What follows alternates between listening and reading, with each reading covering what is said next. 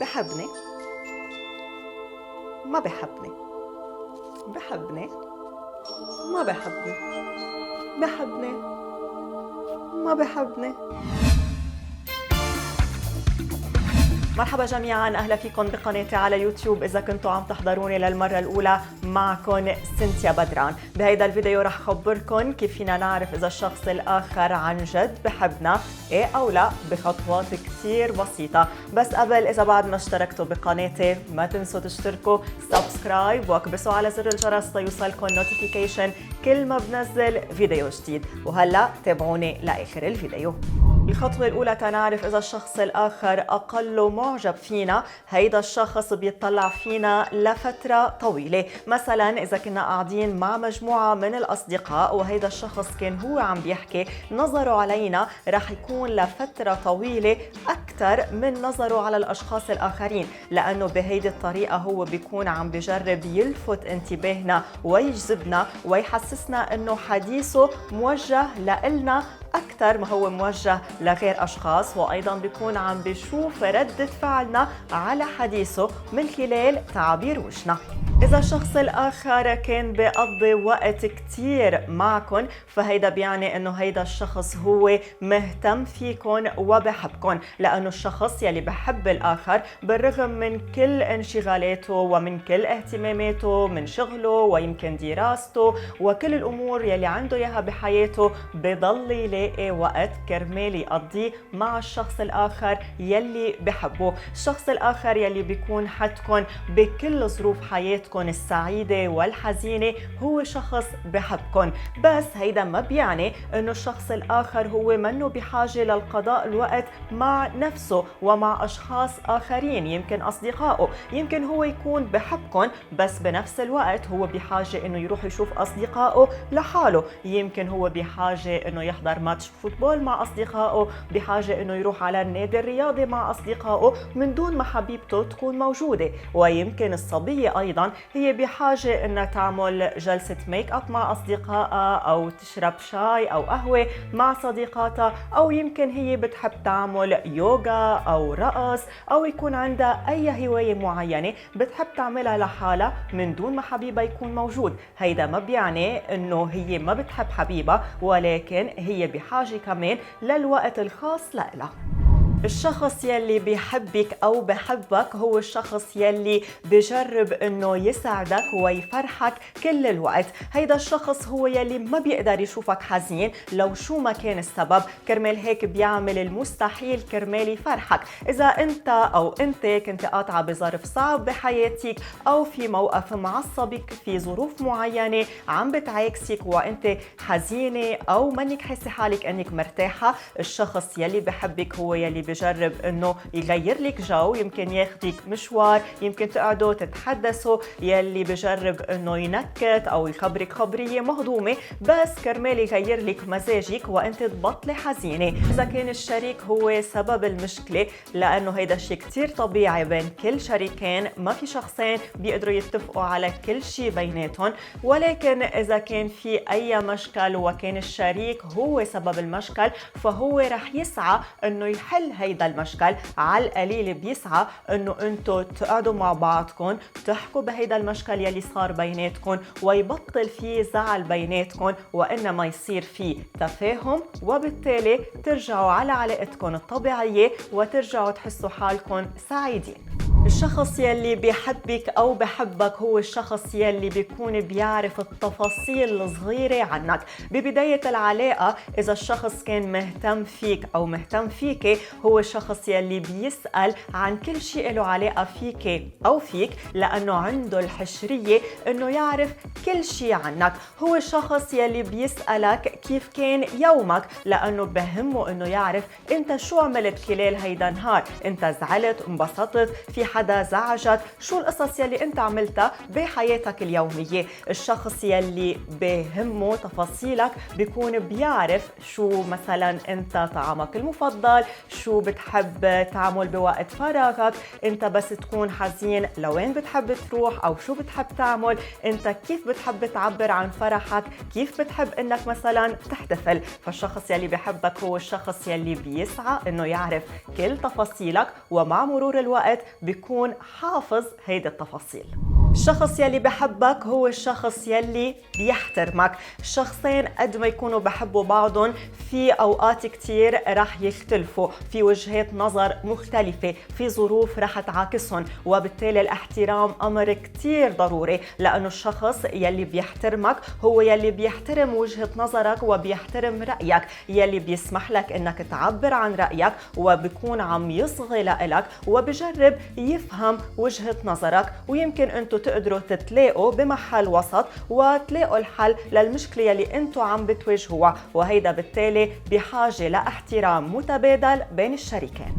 من الأمور يلي بتخلينا نعرف إذا الشخص الآخر هو بحبنا هو إنه هيدا الشخص بيكون عم يعتبرنا جزء من المستقبل الخاص فيه. يعني لما بيكون عم بيحكي بدل ما يحكي بالأنا بيحكي بالنحن، بتكونوا قاعدين سوا أو بين أصدقائكم بتكونوا عم تحكوا عن أحلامكم المشتركة للمستقبل يلي هو واحد بيناتكم. فإذا الشخص الآخر هو عم بيعتبركم جزء من المستقبل الخاص فيه، يعني هو مهتم انه يكمل حياته معكم، وبالتالي هو عن جد بحبكم. كل انسان عنده مميزات وعنده عيوب. الشخص يلي بحبكم ما بيلومكم على عيوبكم، يمكن هو بيكون شايف هيدي العيوب ولكن هو بجرب انه يفهمها، بيفهم ليه هيدا الشخص عم يتصرف بهيدي الطريقة يلي هي يمكن تكون طريقة غلط شوي. وإذا كانت هيدي العيوب عم بتأثر على حياتكم وعلى حياة الأشخاص اللي حواليكم، فهو بالتالي رح يجرب يتحدث معكم عن هيدي العيوب، رح يجرب يفسر لكم انتو ليه لازم تجربوا تسيطروا عليها أو تجربوا انكم تتخلصوا منها. يمكن بجرب يشرح لكم هيدا الشيء كرمالكم انتو تكونوا أشخاص أفضل بالحياة مع حالكم ومع الآخرين. فالشخص يلي بحبكم ما بلومكن على عيوبكن. الشخص الآخر إذا كان عن جد بحبكن هو الشخص يلي بيساعدكن وبشجعكن على أنكن تحققوا ذاتكن وتحققوا أحلامكن وأهدافكن. إذا الشخص كان عم يحبطكن، عم بقولكن إنه أنتو أحلامكن ما إلها عازة وأنكن منكن قادرين أنكن تحققوا أهدافكن، هيدا الشخص عم بيكون أناني وهو ما بيكون بحبكن مثل ما أنتو، لأنه تحقيق الذات وتحقيق الأحلام رح يشعركن بالسعادة ورح يعطيكن قيمة لوجودكن بحياتكن. فالشخص يلي بحبكن هو الشخص يلي بشجعكن وبحب انكن انتو تحققوا حالكن وتحققوا كل أحلامكن. الشخص يلي بحبك أو بحبك هو الشخص يلي بيعرفكن على أصدقائه، وببداية العلاقة يمكن بيعرفكن على أحد أفراد عائلته المقرب منه، لأنه هو بيكون عنده الحشرية انه يعرف رأي هودي الاشخاص فيكن، وبيكون كتير مبسوط انه يعرفكن على الناس يلي هو قريب منهم، لانه انتو كمان قريبين منه ومن قلبه. فالشخص يلي دايما بتشوفوه لحالكن، يلي ما بتعرفوا مين اصدقائه ولا بتعرفوا حدا من عائلته، خصوصا اذا كنتوا على علاقة واستمرت لاشهر ولا سنين وانتو ما بتعرفوا حدا من المحيط تبعه، يعني في شي غلط. يعني هيدا الشخص ما كتير بحبكن أو عنده قصص معينة لازم تسألوه عنها، لأنه لازم تكونوا تعرفوا مين أصدقائه، لازم تكونوا تعرفوا مين عائلته، لأنه هيدا الشيء من الصفات يلي بتخلينا نعرف إذا الشخص الآخر هو بحبنا إيه أو لا.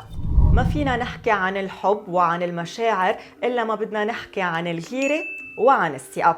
إذا أنا كنت كتير بغار يعني أنا ما بوثق بشريك حياتي، هيدا الموضوع كتير كبير، رح جرب إني اختصره شوي. ببداية العلاقة الغيرة بتكون موجودة يمكن أكتر، خصوصا إذا أنا كنت بعد ما قلت لشريكي أو للشخص الآخر إنه أنا بحبه أو أنا معجبة فيه، فبصير كل ما أشوف حدا عم بيحكي معه أو كل ما هو عطى الاهتمام لشخص آخر بحس حالي من جوا كتير غيرانة. هيدا الشيء يمكن طبيعي، ولكن بمجرد ما إنه نحن نعترف بمشاعرنا تجاه الآخر، هيدي الغيرة لازم شوي تخف، لأنه هون صار في تبادل للمشاعر، وبالتالي من هون لازم الثقة نبلش إنه نحن نشتغل عليها. هيدا ما بيعني إنه أنا مرات ما بحس شوي بغيرة، هيدا شيء طبيعي وشيء حلو بالعلاقة، ولكن هيدي الغيرة مش لازم تكون مرضية. يعني أنا مش بمنع شريكي أو حبيبي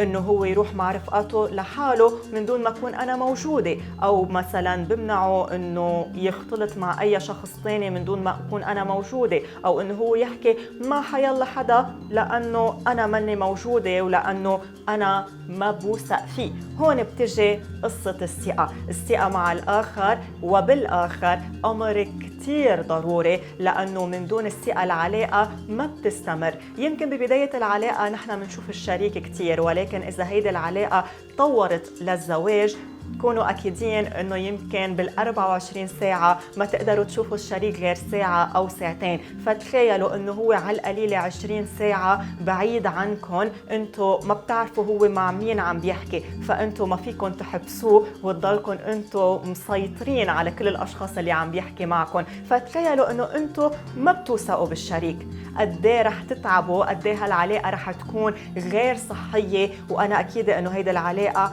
ولا ممكن إنها تكمل. فأنتوا فيكم تغاروا شوي، بس الثقة أمر كتير ضروري، ومن دون الثقة العلاقة ما بتستمر.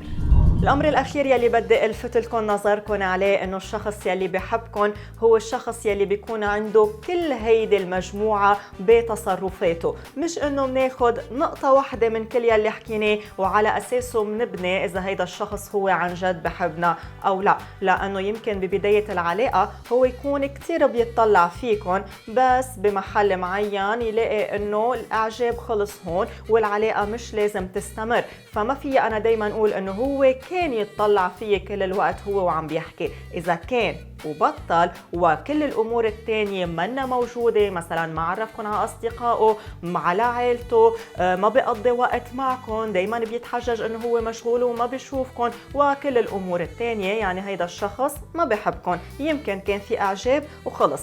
فبالتالي أنا بنصحكن إنه كل هيدي المجموعة لازم تكون موجودة بالعلاقة بينكم وبين الشخص الآخر، عن جد يكون هو بحبكم، وانتو كمان تكونوا بتبادلوا الأمور ذاتها تتكونوا انتو كمان بتحبوه.